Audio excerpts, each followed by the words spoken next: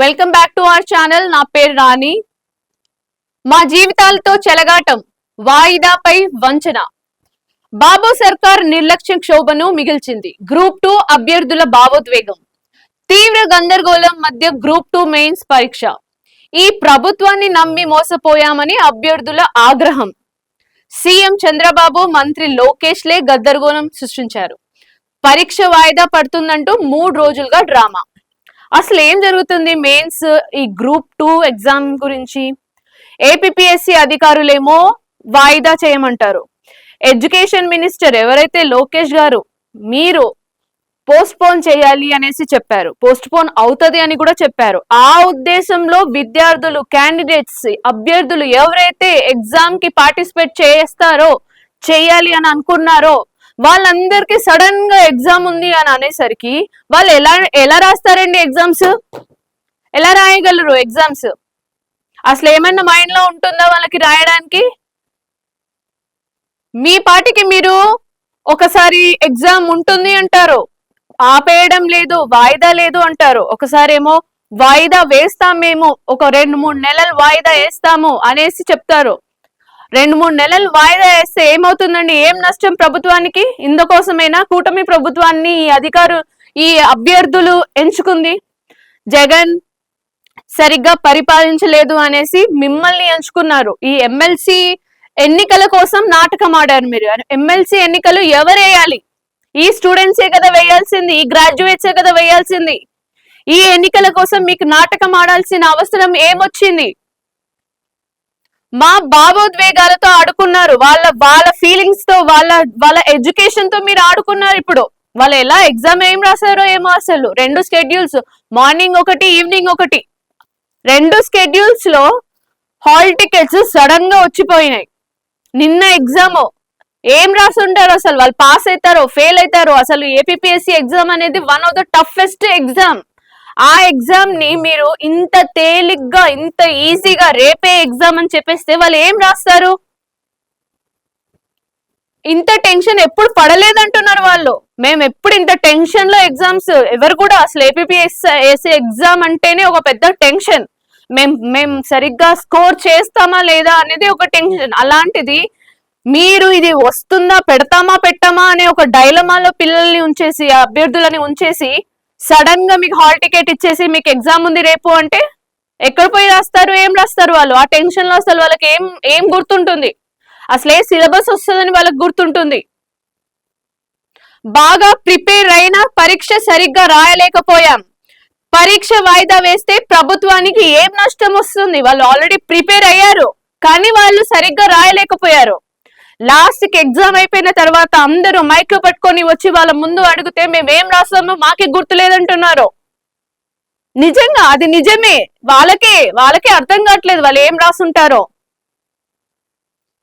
పరీక్ష వాయిదా వేస్తుంటే ఏమవుతుండే, ఏం నష్టం వస్తుండే గవర్నమెంట్ కి? ఇప్పుడు లోకేష్ గారు, ఎడ్యుకేషన్ మినిస్టర్, ఆయనేమో మంచిగా హామీ ఇచ్చేశాడు, అసలు మీకు వాయిదా ఉంటుంది ఎగ్జామ్ కి అనేసి. సడన్ గా ఈ ఏపీపీఎస్సీ అధికారులేమో ఎగ్జామ్ అనేసి అనౌన్స్ చేసేశారు. ఆయన మాత్రం ఎక్కడో కూర్చొని, ఈ మన ఎడ్యుకేషన్ మినిస్టర్ ఏమో ఇక్కడ కాదు, ఎక్కడో కూర్చొని ఏదో మ్యాచ్ చూస్తున్నారు. ఇంత మానసిక క్షోభకు గురి చేసిన ఈ సర్కార్ను వదిలిపెట్టమంటున్నారు. బాబు సర్కార్ తీరుపై గ్రూప్ 2 అభ్యర్థుల ఆగ్రహం. లక్షలాది మంది గ్రాడ్యుయేట్ లోను తీవ్ర అసహనం. గ్రాడ్యుయేట్ ఎమ్మెల్సీ ఎన్నికల్లో సత్తా చూపిస్తామని స్పష్టీకరణ. సో ఇప్పుడు ఎమ్మెల్సీ ఎన్నికలు పెట్టండి, వీళ్ళే కదా వేయాలి ఓట్స్. ఏ ఓట్స్ వేస్తారో, ఎవరిని గెలిపిస్తారో ఇప్పుడు వీళ్ళ చేతుల్లోనే ఉంటుంది. వీళ్ళే చూపిస్తారంట సత్తా. మరి దానికి మీరు రెడీగా ఉండండి. ఒక్కొక్కరి ఆవేదన ఇక్కడ చూసుకున్నట్లయితే, మమ్మల్ని మోసం చేశారు. గ్రూప్ 2 పరీక్ష వాయిదా పడుతుందంటూ మమ్మల్ని మోసం చేశారు. ఎమ్మెల్సీ ఎన్నికలు ఓడిపోతామనే వార్తలు రావడంతో మేలుకున్నట్లు కలరింగిచ్చారు. అభ్యర్థుల సమస్యలను పరిష్కరిస్తామని మంత్రి లోకేష్, సీఎం చంద్రబాబు ప్రకటనలు చేశారు.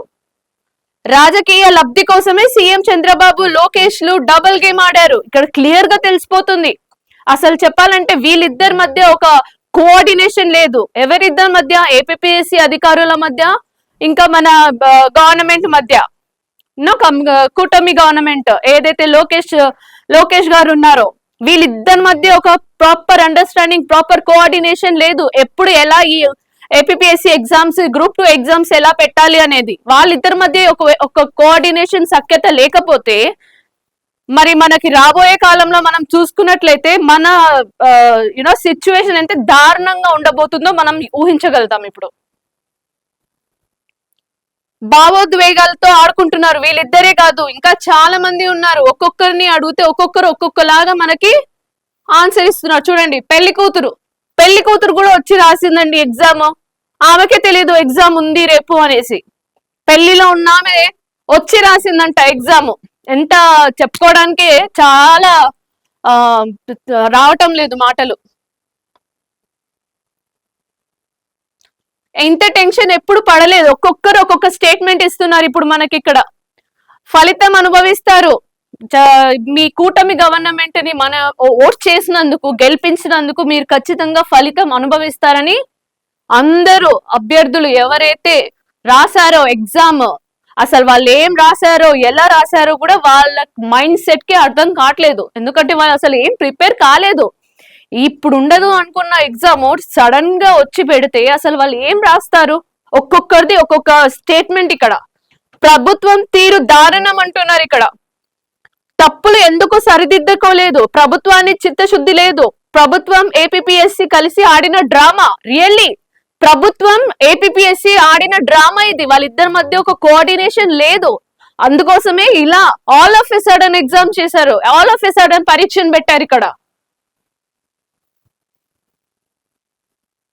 నిరుద్యోగులతో రాజకీయం దుర్మార్గం. రాజకీయాలు చేయాలంటే వేరే ఆస్పెక్ట్స్ లో చేయండి, వేరే కేటగిరీస్ లో చేయండి. ఈ నిరుద్యోగులు ఏం చేశారండి? ఎన్నో ఏళ్ల నుంచి కష్టపడి చదువుకొని ఏపీఎస్సిలో పాస్ అవ్వాలని వాళ్ళ ఆశ, గవర్నమెంట్ జాబ్ తెచ్చుకోవాలన్న వాళ్ళ ఆశను మీరు తొక్కేశారు. ఈరోజు నిరుద్యోగులను మోసం చేశారు. చూడండి ఒక్కొక్కరు ఎలా ఏడుస్తున్నారో. ఇక్కడ ఒక్క నిమిషం లేట్ అయిందని వాళ్ళని అలౌ చేయలేదంట. సో దీనివల్ల మీకు వచ్చే లాభం ఏంటో తెలియదు, కానీ ఒక 2-3 నెలలు వాయిదా వేసుంటే వచ్చే నష్టం ఏంటో మేము తెలుసుకోవాలి. ఇప్పటికైనా సరే నిరుద్యోగులతో, వాళ్ళ జీవితాలతో ఆడుకోకుండా మీ ప్రభుత్వం సరైన సొల్యూషన్స్ తీసుకురావాలని మేము డిమాండ్ చేస్తున్నాము.